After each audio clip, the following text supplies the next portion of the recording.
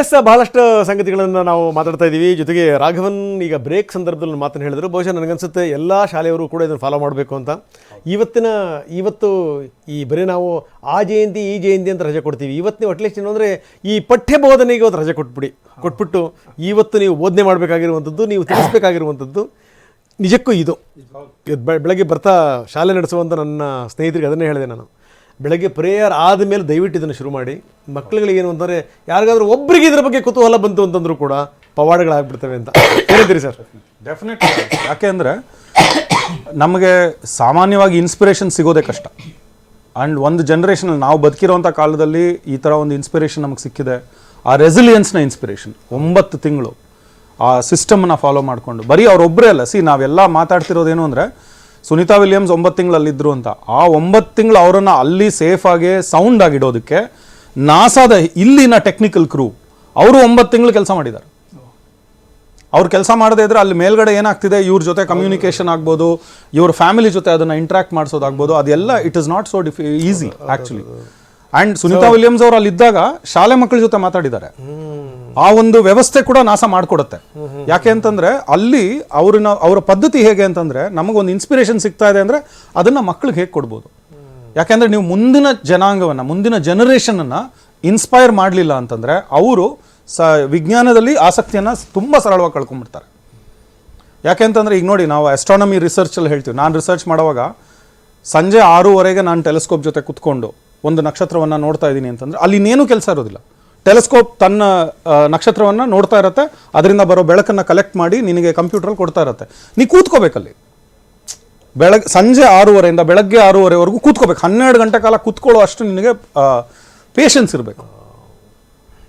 ಇಲ್ಲಿ ನಾವು 45 ನಿಮಿಷ ಪಠ್ಯಕ್ರಮ ಬೋಧನೆ ಕ್ರಿಯೆನಲ್ಲಿ 45 ನಿಮಿಷ ಮಕ್ಕಳು ಕೂತ್ಕೋತಾ ಇಲ್ಲ, 15 ನಿಮಿಷ ಮಕ್ಕಳು ಕೂತ್ಕೋತಾ ಇಲ್ಲ ಅಂತ ಇವಾಗ ಒದ್ದಾಡ್ತಾ ಇದೀವಿ. ಇವತ್ತು ಈ ಇನ್ಸ್ಪಿರೇಷನ್ ಏನಿದೆ, ಇದನ್ನ ಶಾಲೆಯ ಅಧ್ಯಾಪಕರು ಇದನ್ನ ಬಳಸ್ಕೋಬೇಕು. ಸರ್ ಇಲ್ಲಿ ನೀವು ಹೇಳಿದಂಥ ಸಂದರ್ಭದಲ್ಲಿ ಬಹುಶಃ ಮೇಡಮ್ ಕೂಡ ಇದ್ರ ಬಗ್ಗೆ ಮಾತಾಡ್ತಾರೆ ಅಂತ ಅನ್ಕೋತೀನಿ, ಡಾಕ್ಟರ್ ಮಾತಾಡ್ತಾರೆ ಅಂತ ಅನ್ಕೋತೀನಿ. Definitely.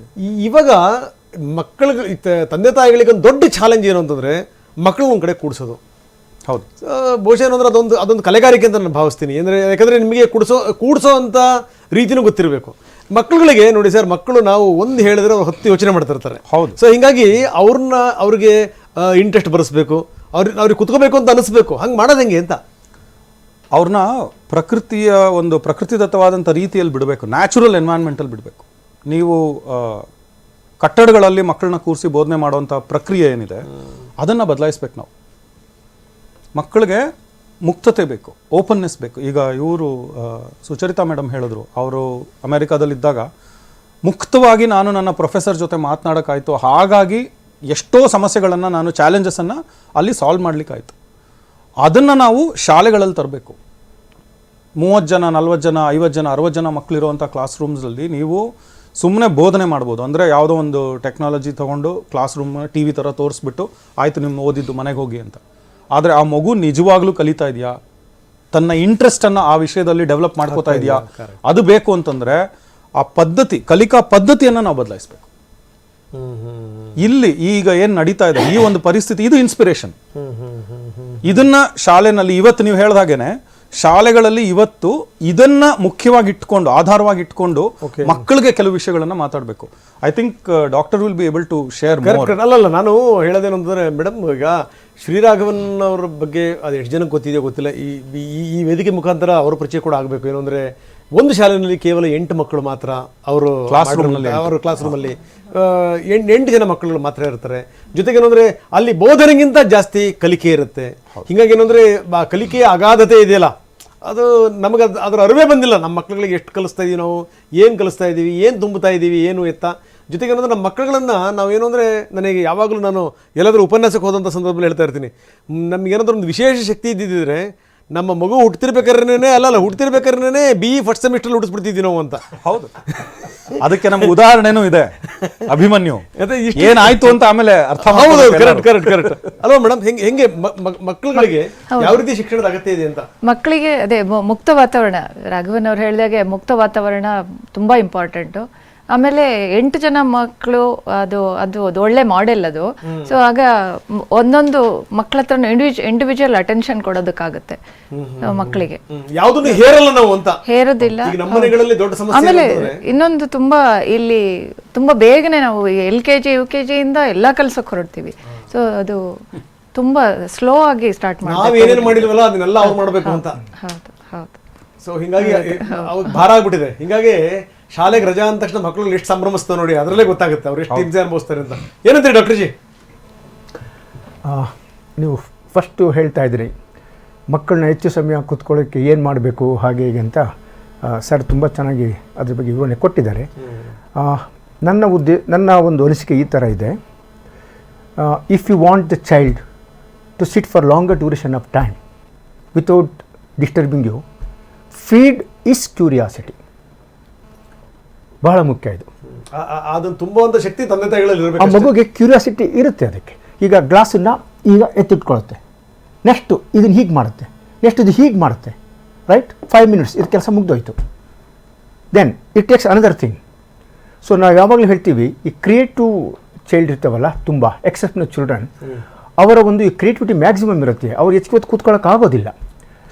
So one, feed their curiosity, okay.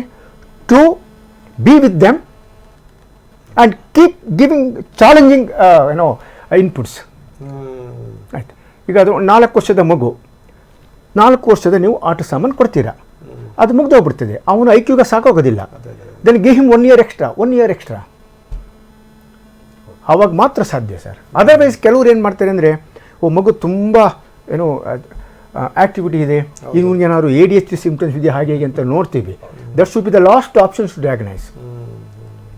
ಇಲ್ಲ, ಇವಾಗ ನೀವು ಹೇಳಿದ್ದು ಬಹುಶಃ ಅದಕ್ಕೆ ಉತ್ತರ ಅಂದ್ರೆ, ಒಂದು ಮಗು ಕಲ್ತಾದ್ಮೇಲೆ ಮತ್ತೆ ತಿರ್ಗಾ ಅದನ್ನೇ ಕಲಿಯಕ್ಕೆ ಇಷ್ಟಪಡಲ್ಲ, ಬೇರೆ ಬೇರೆದನ್ನು ಕೊಡಬೇಕು.